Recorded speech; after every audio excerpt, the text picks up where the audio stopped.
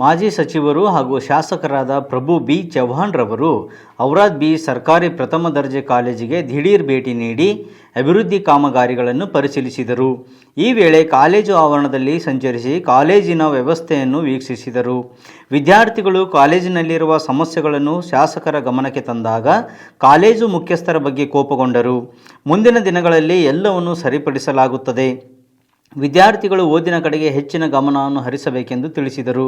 College ಆವರಣವನ್ನು ಶುಚಿಯಾಗಿ ಇಡಬೇಕು, ತರಗತಿಗಳನ್ನು ಸರಿಯಾಗಿ ನಡೆಸಬೇಕು, ಪ್ರಾಚಾರ್ಯರು ಒಳಗೊಂಡು ಬೋಧಕರ ಮತ್ತು ಬೋಧಕೇತರ ಸಿಬ್ಬಂದಿ ಸಮಯ ಪಾಲನೆ ಮಾಡಬೇಕು, ವಿದ್ಯಾರ್ಥಿಗಳಿಗೆ ಯಾವುದೇ ರೀತಿಯ ಸಮಸ್ಯೆಗಳು ಬಾರದ ರೀತಿಯಲ್ಲಿ ಕೆಲಸ ಮಾಡಬೇಕೆಂದು ಕಾಲೇಜಿನ ಸಿಬ್ಬಂದಿಗೆ ಸೂಚಿಸಿದರು. ಕಾಮಗಾರಿಯ ಬಗ್ಗೆ ಬೇಸರ. ಕಾಲೇಜು ಆವರಣದಲ್ಲಿ ನಡೆಯುತ್ತಿರುವ ಹೆಚ್ಚುವರಿ ತರಗತಿ ಕೋಣೆಗಳಿಗೆ ಭೇಟಿ ನೀಡಿದ ಶಾಸಕರು ಕಾಮಗಾರಿಯ ಕುರಿತು ಗುತ್ತಿಗೆದಾರರ ವಿರುದ್ಧ ತೀವ್ರ ಬೇಸರ ವ್ಯಕ್ತಪಡಿಸಿದರು. ವಿದ್ಯಾರ್ಥಿಗಳ ಸಂಖ್ಯೆ ಹೆಚ್ಚುತ್ತಿರುವುದರಿಂದ ಹೆಚ್ಚುವರಿ ತರಗತಿ ಕೋಣೆಗಳನ್ನು ನಿರ್ಮಿಸಲಾಗುತ್ತಿದೆ. ಕ್ಷೇತ್ರದ ವಿದ್ಯಾರ್ಥಿಗಳಿಗೆ ಅನುಕೂಲಕರವಾಗಿರುವ ಕೆಲಸಗಳು ಸರಿಯಾಗಿ ಆಗಬೇಕು. ಸಂಬಂಧಿಸಿದ ಅಧಿಕಾರಿಗಳು ಕಾಮಗಾರಿಯ ಸ್ಥಳಕ್ಕೆ ಆಗಾಗ ಭೇಟಿ ನೀಡುತ್ತಾ ಕಾಮಗಾರಿ ಗುಣಮಟ್ಟದಿಂದ ಆಗುವಂತೆ ನೋಡಿಕೊಳ್ಳಬೇಕು. ಬೇಜವಾಬ್ದಾರಿತನದಿಂದ ನಡೆದುಕೊಂಡಲ್ಲಿ ಯಾವುದೇ ಕಾರಣಕ್ಕೂ ಸಹಿಸುವುದಿಲ್ಲ ಎಂದು ಎಚ್ಚರಿಸಿದರು. ಈ ಸಂದರ್ಭದಲ್ಲಿ ತಹಶೀಲ್ದಾರರಾದ ಮೇಲ್ಶೆಟ್ಟಿ ಚಿದ್ರೆ, ವಿವಿಧ ಅಧಿಕಾರಿಗಳು, ಕಾಲೇಜು ಸಿಬ್ಬಂದಿ ಹಾಗೂ ಮುಖಂಡರು ಉಪಸ್ಥಿತರಿದ್ದರು. ಬೀದರ್ ಜಿಲ್ಲೆಯ ಧನ್ನೂರ ಪೊಲೀಸ್ ಠಾಣೆಯ ಹಲಬರ್ಗದ ಮನೆಯೊಂದರಲ್ಲಿ ಅಕ್ರಮವಾಗಿ ಸಂಗ್ರಹಿಸಲ್ಪಟ್ಟ ಮತ್ತು ಮನ್ನಾಕಿಳಿ ಪೊಲೀಸ್ ಠಾಣೆಯ ಮಂಗಲಗಿ ಗ್ರಾಮದ ಟೋಲ್ಗೇಟ್ ಹತ್ತಿರ ಅಕ್ರಮವಾಗಿ ಸಾಗಿಸುತ್ತಿರುವ ಸರ್ಕಾರದ ವಿವಿಧ ಯೋಜನೆಯಡಿಯ ಸರಬರಾಜು ಆಗಿರುವ ಪಡಿತರ ಅಕ್ಕಿಯ ಒಟ್ಟು 30.50 ಕ್ವಿಂಟಲ್ ಮತ್ತು ಒಂದು ಗೂಡ್ಸ್ ವಾಹನ ಹೀಗೆ ಒಟ್ಟು ಅಕ್ಕಿ 1.77.500 ರೂಪಾಯಿ ಮೌಲ್ಯಗಳನ್ನು ಆಹಾರ ನಿರೀಕ್ಷಿಸುವವರ ಸಮಕ್ಷ ಜಪ್ತಿ ಮಾಡಿಕೊಂಡು ಆರೋಪಿತರ ವಿರುದ್ಧ ಪ್ರಕರಣ ದಾಖಲಿಸಿಕೊಳ್ಳಲಾಗಿದೆ. ದಾಳಿಯಲ್ಲಿ ಪಾಲ್ಗೊಂಡ ಅಧಿಕಾರಿ ಮತ್ತು ಸಿಬ್ಬಂದಿಯವರ ಕಾರ್ಯಕ್ಕೆ ಶ್ಲಾಘಿಸಲಾಗಿದೆ. ಬೆಳಗಾವಿ ಒಳಚರಂಡಿಯಲ್ಲಿ ಹಸುಗೂಸು ಪತ್ತೆಯಾಗಿರುವ ಶಂಕೆ. ರಾಜ್ಯದಲ್ಲಿ ಭ್ರೂಣ ಹತ್ಯೆ ಪ್ರಕರಣ ಜೀವಂತವಾಗಿರುವಾಗಲೇ ಬೆಳಗಾವಿಯ ಕಂಗ್ರಾಳಿಯ ಗಲ್ಲಿಯಲ್ಲಿ ಒಳಚರಂಡಿ ಸ್ವಚ್ಛಗೊಳಿಸುವಾಗ 3 ತಿಂಗಳ ಹಸುಗೂಸು ಪತ್ತೆಯಾಗಿರುವ ಶಂಕೆ ವ್ಯಕ್ತವಾಗಿದೆ. ರಾಜ್ಯದಲ್ಲಿ ಇನ್ನೂ ಭ್ರೂಣ ಹತ್ಯೆ ಪ್ರಕರಣದ ತನಿಖೆ ಚುರುಕುಗೊಂಡಿದೆ. ಇದರ ನಡುವೆ ಬೆಳಗಾವಿ ನಗರದಲ್ಲಿ ಪಾಲಿಕೆಯ ಪೌರ ಕಾರ್ಮಿಕರು ಎಂದಿನಂತೆ ತಮ್ಮ ಕಾರ್ಯ ಮಾಡುತ್ತಿರುವಾಗ ಒಳಚರಂಡಿಯಲ್ಲಿ ಹಸುಗೂಸು ಪತ್ತೆಯಾಗಿರುವ ಶಂಕೆ ವ್ಯಕ್ತವಾಗಿರುವುದರ ಕಾರಣದಿಂದ ಅಧಿಕಾರಿಗಳು ಪರಿಶೀಲನೆ ನಡೆಸಿದ ಬಳಿಕವೇ ಸತ್ಯ ಅಸತ್ಯ ಕಂಡುಬರಲಿದೆ.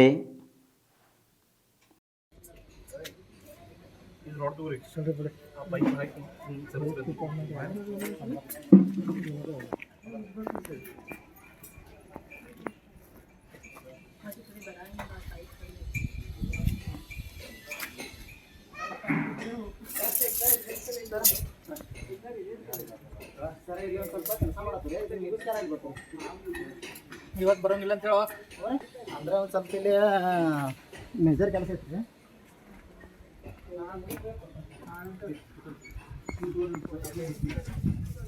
ಇನ್ನೊಂದು ತಾಸು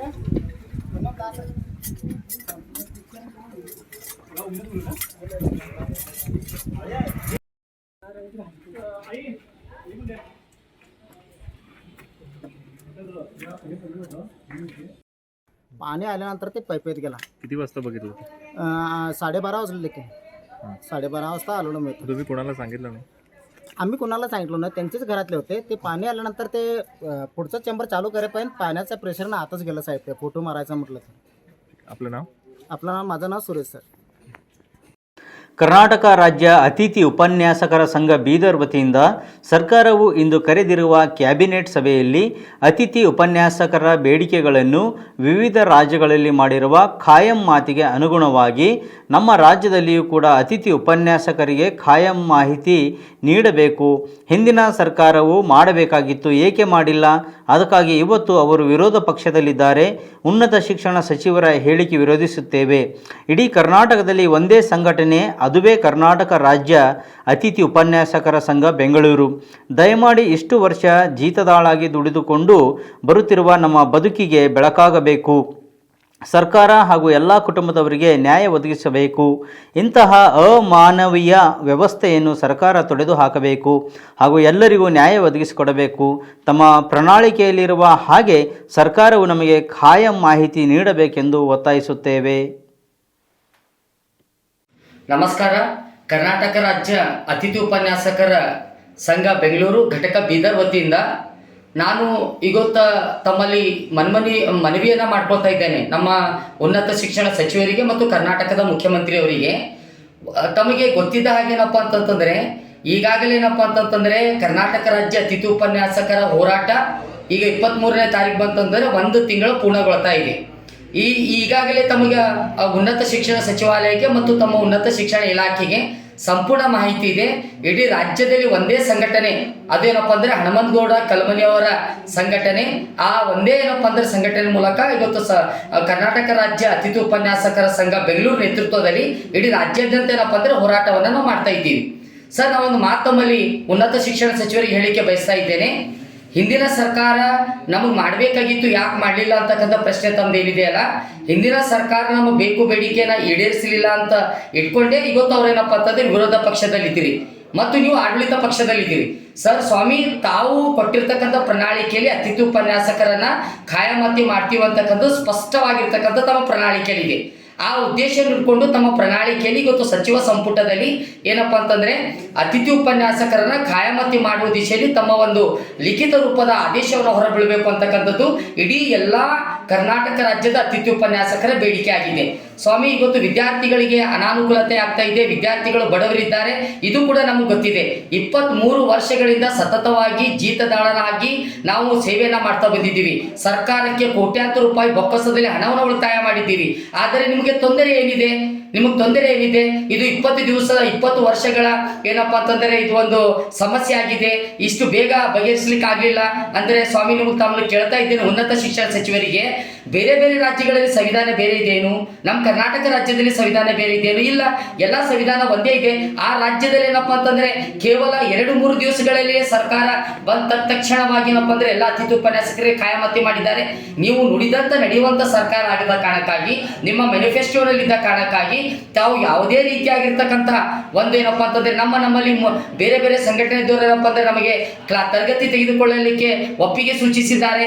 ಇಲ್ಲ ಸಚಿವರೇ, ಇದು ತಮ್ಮ ಅಭಿಪ್ರಾಯ ತಪ್ಪಾಗಿದೆ, ದಯಮಾಡಿ ಇದನ್ನ ತಿಳ್ಕೊಳ್ಳಿ. ಯಾಕಂತಂದ್ರೆ ಕೇವಲ ಇಡೀ ರಾಜ್ಯದಲ್ಲಿ ಒಂದೇ ಅತಿಥಿ ಉಪನ್ಯಾಸಕರ ಸಂಘ ಇದೆ, ಅದು ಕಲ್ಮನಿಯವರ ಸಂಘ ಅಂತಕ್ಕಂಥ ಮಾತನ್ನು ತಮ್ಮ ಈ ಮಾಧ್ಯಮದ ಮೂಲಕ ಹೇಳಿ ಇಚ್ಛಿಸ್ತಾ ಇದ್ದೇನೆ.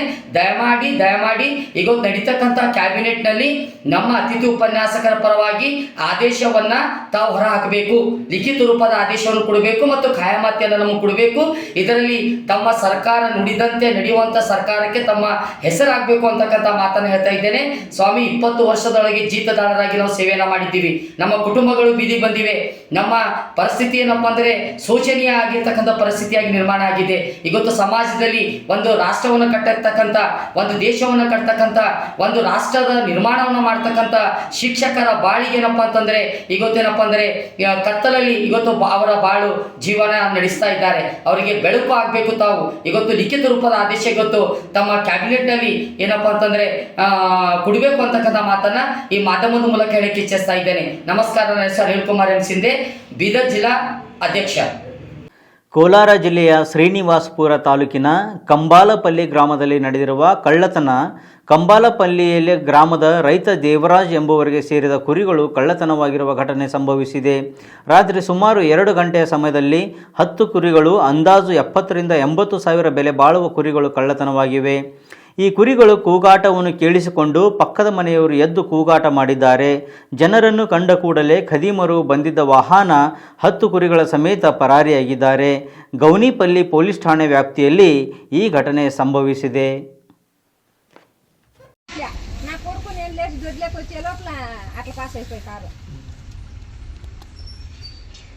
ನಮ್ಮ ಹೆಸರು ಶ್ರೀರಾಮ್ ರೆಡ್ಡಿ, ಕಂಬಾಲಪಲ್ಲಿ, ಶ್ರೀನಿವಾಸಪುರ ತಾಲೂಕು, ಕೋಲಾರ ಡಿಸ್ಟಿಕ್ಕು.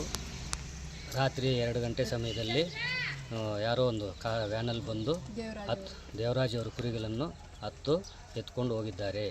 ನಿಮ್ಗೆ ಹೆಂಗೆ ಗೊತ್ತಾಯ್ತು ಸರ್? ಅವರು ಇಲ್ಲಿ ಕೂಗಾಡ್ಕೊಂಡಾಗ ನಾವು ಎದ್ದು ಬಂದವು. ಎಷ್ಟೊತ್ತಲ್ಲ ಈ ರೀತಿಯಾಗಿ? 2 ಗಂಟೆಯಲ್ಲಿ. ಅಷ್ಟೊತ್ತಿಗೆ ಇವರು ಪರಾರಿ ಆಗಿದ್ದರು. ಅಂದಾಜು ಎಷ್ಟು ಕುರಿಗಳು ತೊಗೊಂಡೋಗಿದ್ದಾರೆ? 10 ಕುರಿಗಳು ಸರ್. ಎಷ್ಟು ವ್ಯಾಲ್ಯೂಬಲ್ ಆಗ್ಬೋದು? ಒಂದು 89,000 ಆಗುತ್ತೆ ಸರ್. ಇದ್ರ ಬಗ್ಗೆ ಪೊಲೀಸ್ ಠಾಣೆಗೆ ಏನಾದ್ರು ದೂರು ನೀಡಿದ್ದೀರಾ? ಹ್ಞೂ, ಈಗ ಹೋಗಿ ಕೊಡ್ಬೇಕು ಸರ್. ಮೊದಲೇನಾದ್ರೂ ಆಗಿತ್ತು ಈ ರೀತಿ ಎಲ್ಲ? ಇಲ್ಲ ಸರ್, ಊರೆಲ್ಲ ಆಗಿಲ್ಲ. ಮೊದಲು ಕೆಳಗಡೆ ಒಬ್ಬರದಾಗಿತ್ತು, ಬೋವಿ ನಾರಾಯಣ ಸ್ವಾಮಿ ಅವರು ಒಂದು 89 ಕುರಿ ಎತ್ಕೊಂಡು ಹೋಗ್ಬಿಟ್ಟಿದ್ರು ಒಂದೇ ದಿವಸ. ಹಾಂ ಹಾಂ ಎಷ್ಟು ದಿನಗಳಿಂದ ಆಗಿದೆ ಈ ರೀತಿ? ಅದು ಒಂದು ವರ್ಷದ ಮೇಲೆ ಆಯ್ತು.